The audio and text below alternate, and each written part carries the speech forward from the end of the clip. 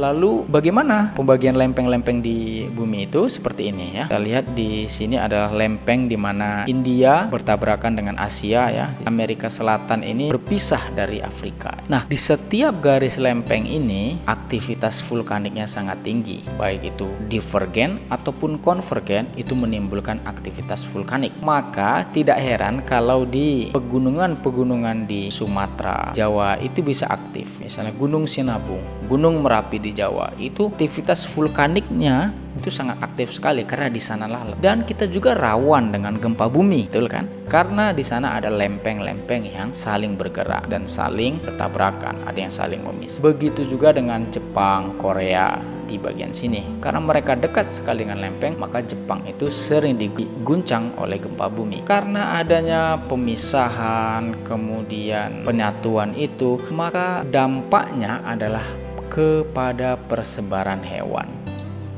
Ya, dampaknya adalah salah satunya kepada persebaran hewan. Selain pergerakan lempeng itu, iklim dan cuaca di muka bumi juga bisa berpengaruh terhadap persebaran hewan. Pada saat Pleistosen, di mana bumi itu sangat dingin sekali sehingga banyak sekali es di bagian kutub ya, air-air menjadi es, maka terbentuklah daratan di antara Sunda dan pulau-pulau besar Sumatera dengan Kalimantan, Jawa dan Kalimantan. Ini adalah daratan sehingga menyebabkan pertukaran fauna satu sama lain. Peristiwa Pleistosen, glasiasi dan deglasiasi, dua proses itu yang menyebabkan persebaran hewan di bagian Sundaland itu menyatu atau menjadi terpisah. Ketika ini menyatu, maka ada hewan yang bisa bermigrasi.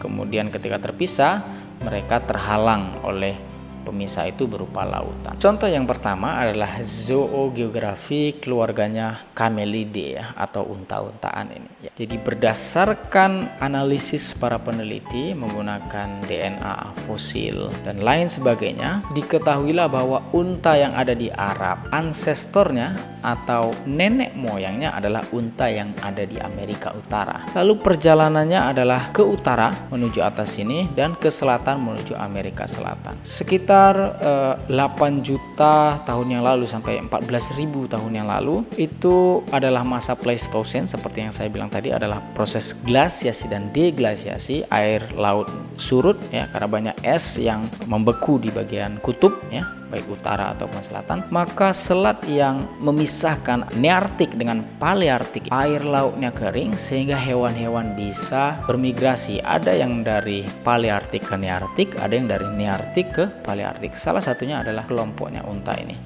Kemudian unta ini bermigrasi sampai ke wilayah Asia Tengah, kemudian Timur Tengah ya, sampai ke Afrika. Kemudian ada kelompoknya unta yang di Amerika Selatan. Itu adalah kelompoknya lama, vicuna, guanaco, dan alpaka. Pertanyaannya adalah bagaimana kita tahu bahwa mereka itu berasal dari nenek moyang yang sama, dan bagaimana kita tahu bahwa ini adalah berkerabat dengan ini?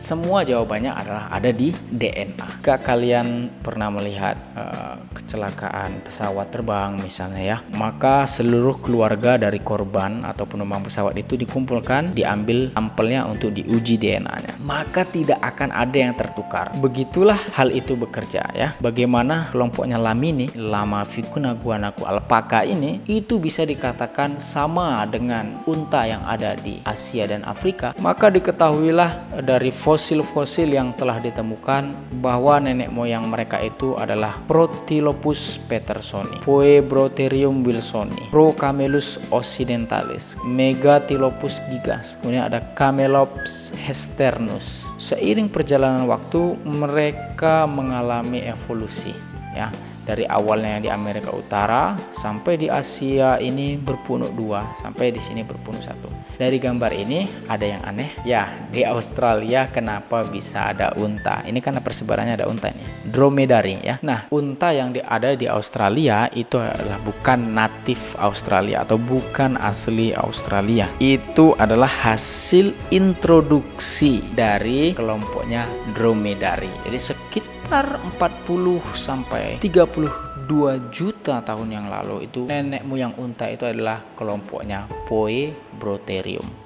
sampai ke Camelops, barulah sampai ke dromedary dan wild camel. Dan ini adalah phylogeny dari penelitiannya Berger tahun 2016, bahwa New World Camelid itu berkerabat dekat dengan Old World Camelid, unta dari dunia lama, unta dari Asia ataupun unta dari Afrika. Dan itu menunjukkan bahwa adanya persebaran hewan dari masa ke masa sehingga menyebabkan mereka beradaptasi ke lingkungan yang baru. Kita lihat Nearctic, kemudian masuk ke Palearctic, kemudian masuk ke Afrotropis, sehingga pada perjalanannya mereka mengalami evolusi baik dari segi fisiologi ataupun dari segi bentuk morfologi tubuhnya. Seperti yang sudah pernah kita bahas, bahwa proses evolusi itu salah satunya adalah domestikasi. Ada adaptasi dan ada hibridisasi. Domestikasi ya, dia dibawa oleh manusia, kemudian dikembangkan untuk tujuan tertentu. Misalnya kalau di Asia itu adalah untuk membawa barang-barang selama perjalanan ya, untuk kepentingan transportasi. Kemudian selama perpindahan itu hewan-hewan tersebut melakukan adaptasi terhadap lingkungannya. Kemudian juga dilakukan hibridisasi oleh manusia seperti yang pernah saya jelaskan dengan contoh pisang Ina 03 itu, sehingga didapatkanlah kelompok unta-unta yang kuat, tahan perjalanan jauh dan lain sebagainya. Itu adalah proses-proses gabungan antara persebaran hewan dengan evolusinya.